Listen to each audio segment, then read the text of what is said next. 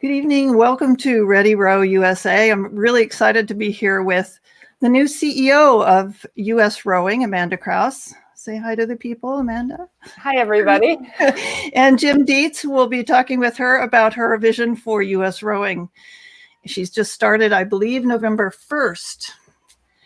Is that correct? That's right. This is 2.5 weeks in. So you're fresh. But just a few things before we get started. Just when you thought 2020 couldn't get any more challenging, Amanda took over the helm as CEO of USRowing on November 1st, as I said, amid a raging pandemic and an intense conversation about diversity and inclusion in the sport of rowing. Amanda founded Row New York in 2012 and built it into a major force for inclusion in the sport.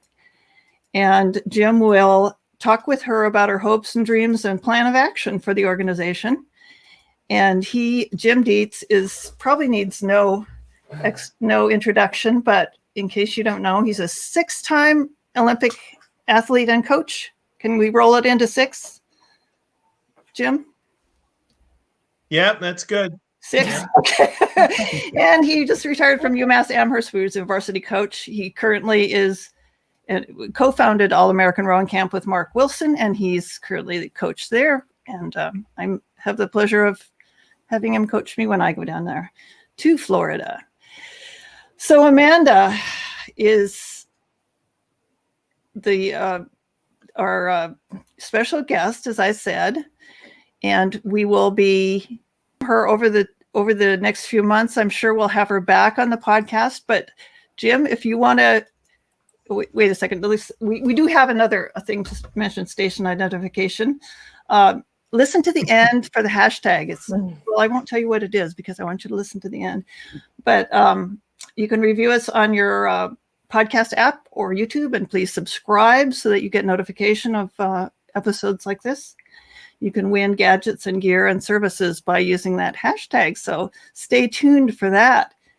And Jim, do you recognize that picture up there? It looks like Mark handing out treats on one of the rows around Huntoon Island.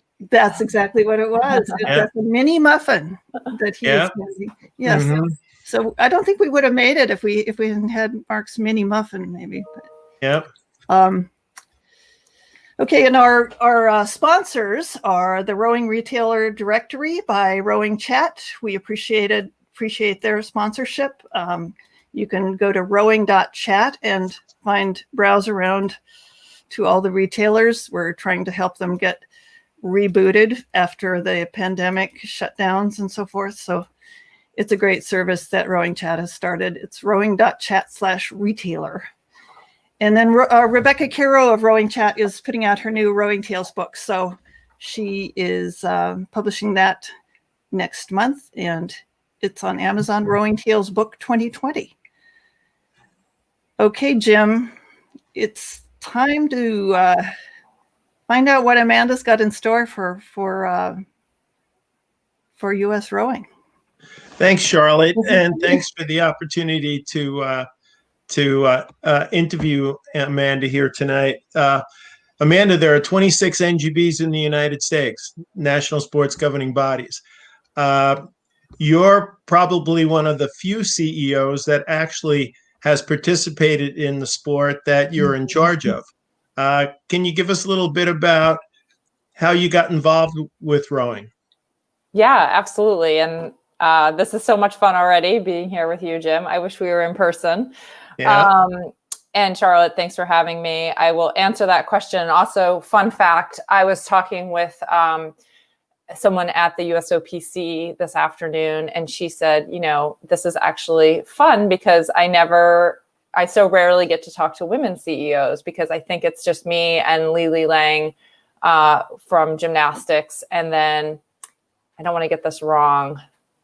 There's one more sport that's run by a woman.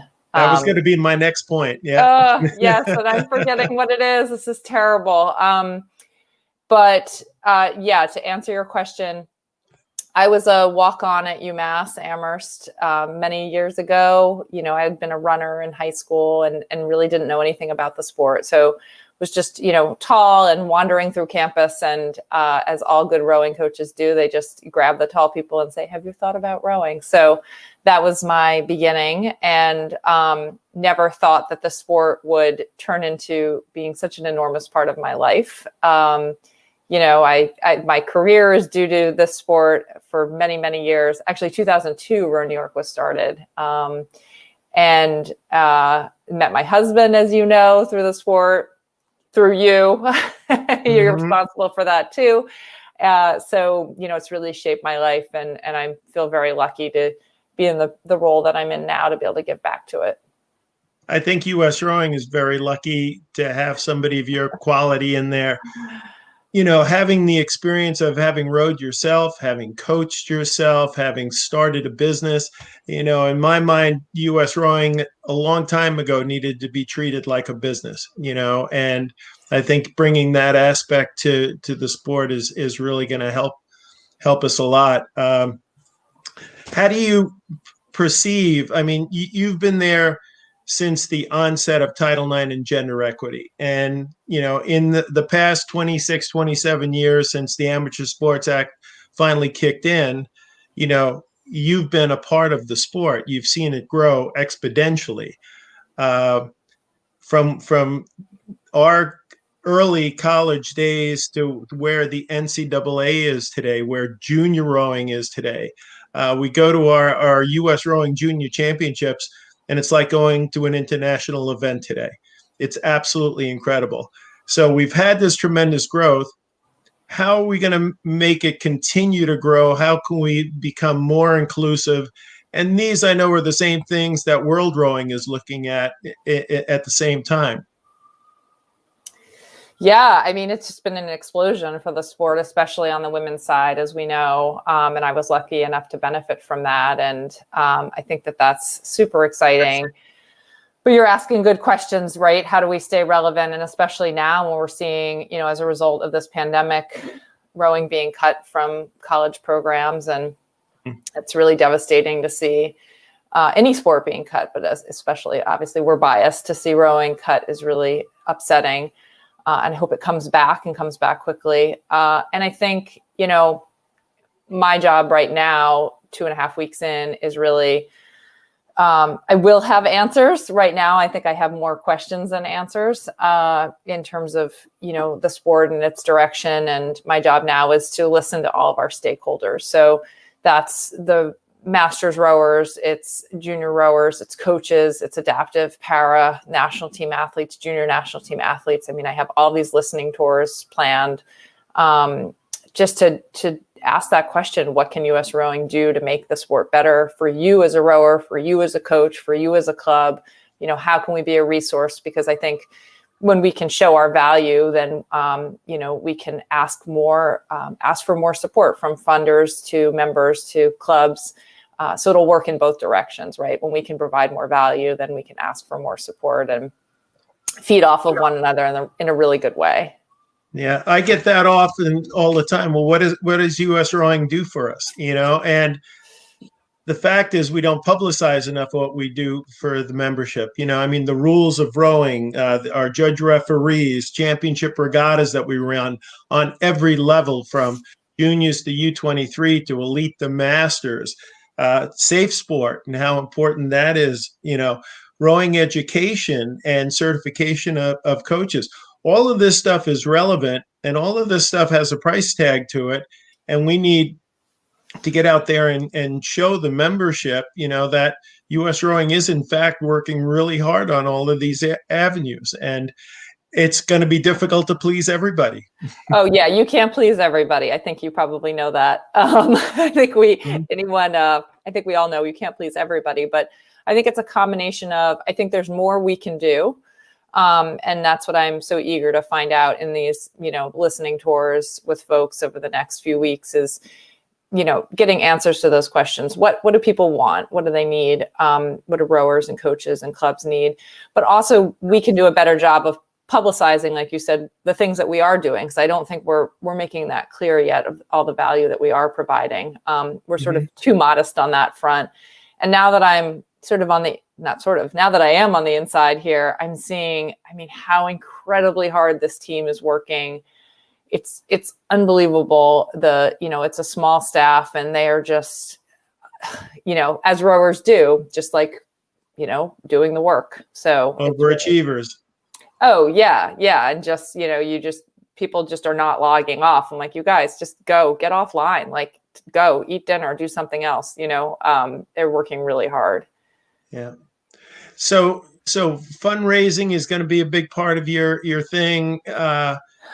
What's our brand? In the past, I think our sport, I go back a long ways, 56 years in the sport now. And in all that time, our brand has always been, well, you're this elitist sport that's only participated in prep schools in the Ivy League and stuff like that.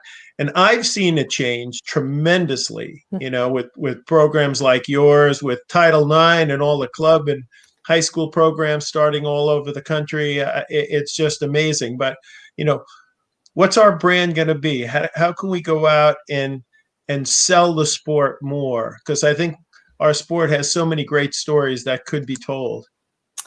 Yeah, I think that's something I'm really excited about to dig into is, yes, to go back, absolutely fundraising is something that we need to focus on. And, we need to drive revenue. We need to bring in more resources. But I think, in terms of our brand, I'll have a fuller answer for that soon, but it definitely has to change. And I'm excited for it to change. And I think, you were sort of leading the way on that many years ago in the Bronx, right? You were that tall kid from the Bronx, right? And I think we need to do a good job of letting people in this country know that a rower can look like many different things, right? It's not just, the guys from Princeton and Yale and Harvard. It's them, but it's not just them, right? So we're not pushing anybody out, but we're saying a rower can be so many different things in terms of ability, in terms of socioeconomic background, race, gender. We want it to be inclusive. We want to celebrate, we want to celebrate diversity. We want to invite people into the proverbial boathouse who have in the past not felt like there was a place there for them. Yeah, that's something else that's changed over the past 56 years. I mean, the price of equipment, because of technology, has gone down so much. Our wooden boats are now pre-preg carbon fiber boats that will last 100 years after we're all gone. Yeah. Rowing isn't that expensive sport once you get it started within your boathouse. Once you start establishing boats and stuff, it's not that expensive thing that most people think it is. Right. And they don't think that, they think, oh, I need to, have been doing this since I was young, or, I have to go to school at Princeton, or I have to, there are all these, like, I'm not that. People can't see themselves. And, they always say you can't be what you can't see. So USRowing has to do a good job of showing what a rower can look like. And that's many different things. Well, there's great ways they can do it now because, again, modern technology, we got camcorders and camera angles and everything else. I mean, our race is no longer the last 100 meters of a race. You're watching races for the entire 2,000 meters of the entire 5K of a head race even. You can bring the audience into your boat today and let them know the people. You get people out there like Jevy Stone, tremendous athlete, doctor, doing it all. Those are great stories. Those stories have to get out there because the public will eat them up. Definitely. I mean, we're biased, right? But I think, and I'm sure you do too, like, we're the best sort of ambassadors for, like, what this country really should be standing for in terms of, hard work and working together, and what it means to be a part of a team, and what it means to just, like, put the work in. And no matter how you slice it, there are no shortcuts, right? And so rowing rewards that. And I think our country celebrates that. And I think there are a lot of brands that I'm hopeful will want to be associated with our brand. Yeah, I do too. But it goes, beyond the Olympics even. And I know that's coming up next year. And that's a challenge now. Being the fifth year in a quadrennial, how are you going to support that team? It's difficult for the athletes, difficult for everybody. I think hopefully the games will come to fruition in Tokyo and put everybody to rest, sponsors, athletes, all the others. But it goes beyond that too. It goes to master rowing and how much that's grown over the years. People say, well, what does rowing do for masters rowing? Well, I look around and I go to all the regattas. Masters are represented at every head race. They have regional championships in the United States. They have national championships in the United States. Our masters are going over and competing internationally in Europe. And those masters are kicking back to the sport, and that's absolutely. That's part of the growth of the sport, and a very important element of the sport. Now, I think rough count, I think US Rowing was talking somewhere about 80,000 registered members. There's probably double that, but we've got to get all those people to come into the fold, exactly. and become part of the process, and a lot of that I think is seeing our national team athletes, in the United States and becoming part of the process. Yeah, absolutely. Are we supposed to answer that question that keeps popping up? I don't know. Oh, is it popping up for you too? It is popping up for me. I think diversity is built with boots on the ground and local rowing clubs. All clubs are desperately trying to survive. My friend Nancy Mack has wanted to ask that question for. I don't think, well, Amanda could answer this question, but I don't think it's US Rowing's responsibility to support the clubs in this matter. I think the clubs have to learn to support themselves in this matter, how to bring coaches in. We did this a little bit with adaptive rowing way back when you were in school at UMass, Amanda. We had the adaptive rowing program. How could we help out? We brought the gals down that were registered lifeguards to become lifeguards. Others that were in exercise science majors were getting a credit every semester for teaching the course. There's a lot of different creative ways that clubs can do this. But you jump in on that, Amanda, because you're the expert. Well, I don't know that I'm the expert, but in terms of helping them, I don't know if it's helping them survive or if it's I'm not sure if I'm understanding the question correctly, if it's helping them survive or helping them make their boathouses more diverse and inclusive.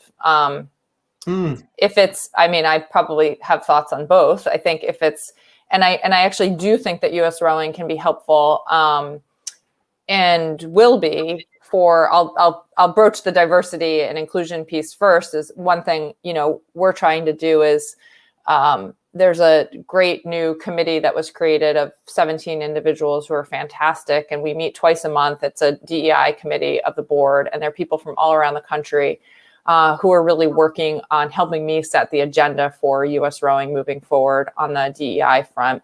And part of it will be, we will have a full-time person at US Rowing who will help answer those questions of clubs, because essentially, and junior programs around the country, essentially people are asking the same questions, right? They're always asking, like, how do we become more inclusive?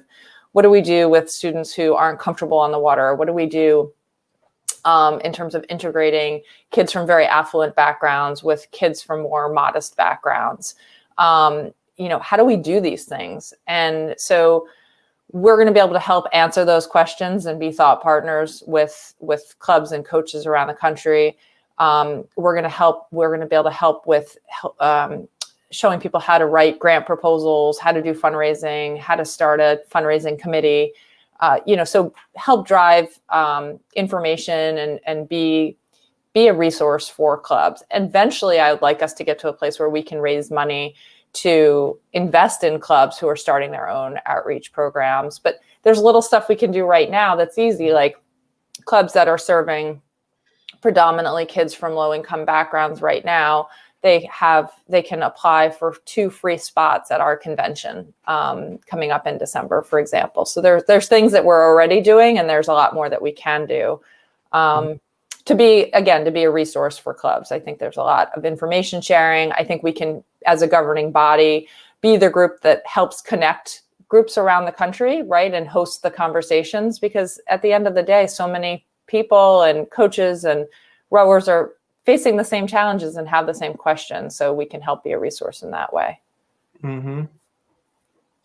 Very good. Yeah, it's a big topic, and again, we're going to have to become a big tent. And one of the things that is going to help our tent expand is the International Olympic Committee now has come up and pushed up the date for coastal rowing and beach sprints coming into the 2024 Olympics. That's a whole different ball game, which again could play into both these avenues, because coastal boats are cheaper, they're more durable, they're more stable. You could get kids that don't have the greatest swimming skills and get them into those boats immediately. Those boats can be used for different levels in your program, from juniors, to adaptive to whatever. So as if you don't have enough on your plate, now you got coastal in there. And how are you going to figure this out? Yeah, I just end up laughing all the time now. It's sort of like laugh or cry. When we get phone calls like, what are you going to do about COVID? And how are you going to plan? Like budgeting for a year. I experienced this at Row New York when COVID first came to our country. And now I'm going through it at USRowing. Budgeting is always challenging enough, but then you add in like, we don't know when the country will reopen. So there's the laugh. And, so you just do the best you can, right? And you do scenario planning but yeah, with coastal, I think, listen, it sounds like a ton of fun. I can't wait to try it out. I don't think I'll be good at it personally, because I don't like get in and out of the boat so fast anymore. And I think that's like a part of it, right? As it starts on the beach. So you have to like sprint and then jump in the boat. And I'm usually the one like, I can't get my shoes off. So I will probably fail, but I think it looks like a ton of fun. And I think I'm hopeful, it's going to drive like a whole new group of people who think, oh, well, this speaks to me, right? This idea of like, it's on the beach and maybe it'll be more fun. And not to say that rowing isn't fun as it is now, but a different kind of fun, maybe more of a spectator sport. Maybe we'll have some beer sponsors there. Like, I just think there's opportunity and like you said, big tent, right? And it's going to be an Olympic sport. So exactly. Start training. I could see coastal going hand in hand with beach volleyball and different things like that. I'd see coastal as, touring around the country. I mean, you can take these boats anywhere. I'm out rowing off of Orleans here on Cape Cod, watching the seals out in the ocean get chased by the great whites. It's like all kinds of good fun. Yeah. Didn't James do that crazy row somewhere? Oh yeah. We've both done the race around Cape Ann, the Blackburn Challenge. Yeah. We've done a few of those. Yeah. Yeah. So I think it'll be fun. I mean, I need to learn more about it. Yeah. We need to start more beer leagues in different towns, get these different bars involved. That's how you get more spectators. I'm telling you. And that's what they're going to be looking for on the Olympic channels. How many people are clicking on to the evening races to see rowing, and there again, it's how to be relevant in today's world. Exactly. And then all the indoor rowing, with hydro and I mean, that wasn't an official plug, but kind of it was. Yeah. Well, no, I'll tell you, there is a rumor going around that I spread COVID. And the reason is because everybody in America is getting into singles now. And that's where everybody in America should be. I mean, Row New York, CRI, every program in the country. Colleges are finally buying singles. You did it, Jim. Absolutely wonderful. Yeah. So finally it's happening. Yeah. And then James did it too, because now hydro's taking off. So Yes, Tracy. Yeah. Yes, I know people who are scared of sharks. If I go, Tracy, then that'll be a good ending to the book. Jim, that's not even funny. It's true Yeah. that we have to be worried about these sharks. I have no comments. I have no comment on the sharks. But yeah, I think James was behind COVID too, because now everyone's on the hydros, and then with the erging. But all jokes aside, I mean, I can't tell you how many calls just Row New York got. Do you have any of those rowers you could sell us? We're desperate for a rower. That meant they mean ergs or hydros or anything, because it's really taken off. And, we're even talking about, can we, in the World Indoor Championships, this is unofficial, but like, can we create a new category for brand new, like basement rowers, people who are like, oh, I want to throw my hat in the ring, or all those people on, the Orange Theory people who use the rowers, or the CrossFitters. We should be embracing them. And I don't know if it's a quantitative thing or whatever, but people get on these rowing machines and they can see their work output over time. And just like hooking a college kid like you when you came to UMass, all of a sudden you get on a machine and you're going really slow, and then a week later you're going that much faster, and then a week later, and you see the growth. And with that, exponentially, you're feeling healthier and more empowered and everything else. I think your average person that gets on these hydros and concept twos, they're going to get that same experience. And I'd like to see the next step be those people step into a boat, because that would be the ultimate, to go from machine to boat. And that's what we do in all of our junior and college programs. The kids start on the machine, they get into the boat. Let's get more people into the boats. US Rowing will be extremely healthy. I agree. Yeah. So we're coming to the end of our half hour. So the really important questions that I have, seen that you're now the CEO of US Rowing, do you plan on rowing a mixed double with Mike in the future, and or getting the two kids involved in rowing a quad out there? A mixed quad would be very nice to see. That would be good. So Wyatt is now taller than I am at 14. So I look up at he's 6'3". And the mixed double, I mean, I would need your professional advice on if that's good for a marriage. Definitely good for a marriage. Not for my marriage, but possibly yours. And who do you put in stroke, and who do you put in bow? The man, the woman, the more alpha in the couple? Like, I would definitely have you in the stroke seat. I think it's better to have the gal in the stroke seat. It's better. Yeah, and your technique was always better than Mike's. I'm going to have to get him. Yes, I have to agree. When I walk by him erging in the basement now, I have to say I hold back, but sometimes I don't. And sometimes I say, straighten your head out. Like, what are you doing? Because he does this, and I can't hold back. And he kind of grunts something and keeps going. Say, Mike, this is America. In America, it's all about looking good. You look terrible. Straighten, don't do that head tilt. But yeah, I think eventually we'll get in a double together. I think that would be a lot of fun. We'd need you to coach us, though. I'll come on down anytime. Well, US Rowing is in a good place right now. I'm so glad that you're there, and let's look at many, many years of success and growth within our sport and in our country here. Thanks, Jim. I'm going to be calling you a lot. Okay, no problem. Charlotte, thank you for the opportunity to do this. You're welcome. I'd like to be a fly on the wall in some of those conversations. Yeah. Anyway, thank you both. And we will have you back on if you can catch your breath, maybe in a couple months, Amanda. And yeah, of course. Yeah, I know, a lot of people are interested in, supporting you and your efforts at US Rowing. So it's really exciting to have you there. Thank you. I'm happy to be on again. Yeah, definitely. And happy to hear people's thoughts. And can you tell us a little bit about the convention coming up? It's December 8th to the 12th, is it?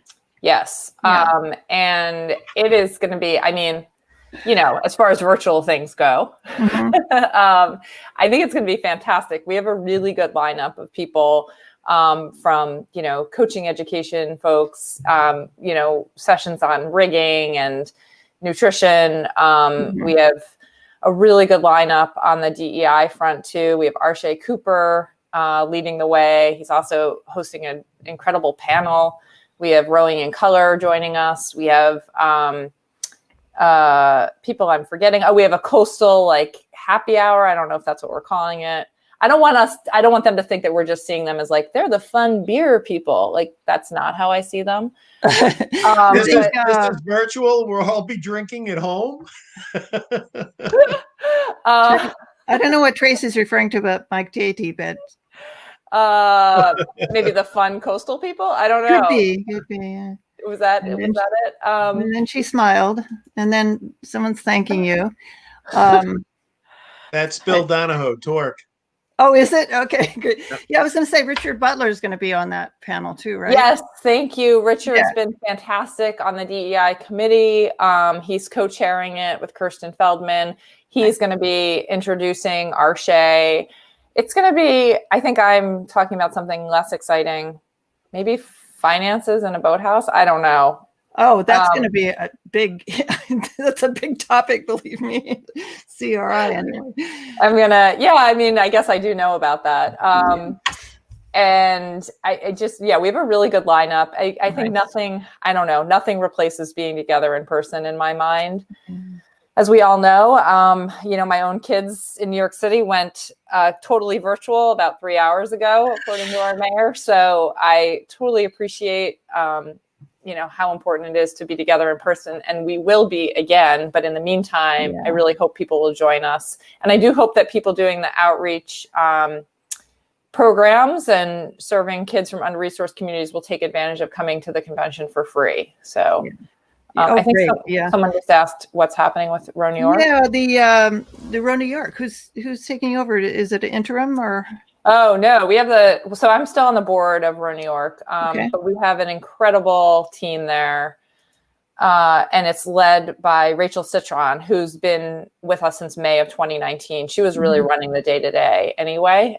She's phenomenal, comes from a sports-based youth development background, is learning to row up at Pelham. Yes, she's at Pelham learning to row, and she's fantastic. And I have no worries about Row New York. I worry more about myself and USRowing right now than Row New York.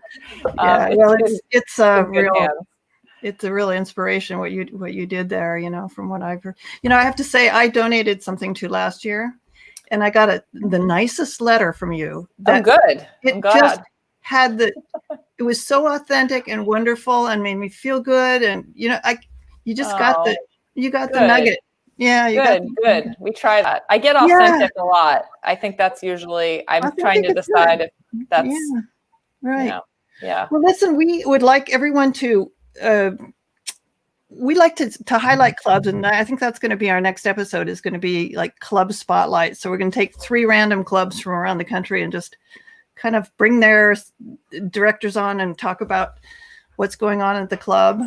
We have the link for that in the show notes if you'd like to submit your club news. And I don't know, not very many people do it, but I wish they would, because I'd love to bring them to light, Very cool.